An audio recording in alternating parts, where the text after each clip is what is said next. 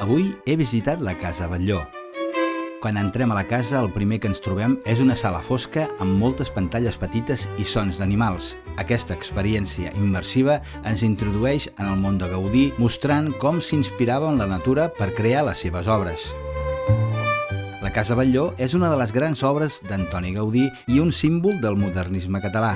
Situada a Barcelona, al Passeig de Gràcia, va ser reformada entre 1904 i 1906. Gaudí va transformar completament un edifici existent en una joia arquitectònica plena de colors, formes ondulades i elements inspirats en la natura i la llegenda de Sant Jordi.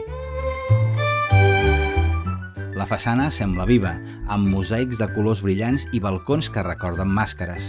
El sostre, amb les seves rajoles ceràmiques, ens evoca l'esquena d'un drac fent referència al mite de Sant Jordi. A l'interior, Gaudí va dissenyar cada detall per jugar amb la llum i la ventilació. El pati de llums, recobert de ceràmica blava, fa que la claror es distribueixi de manera uniforme per tota la casa.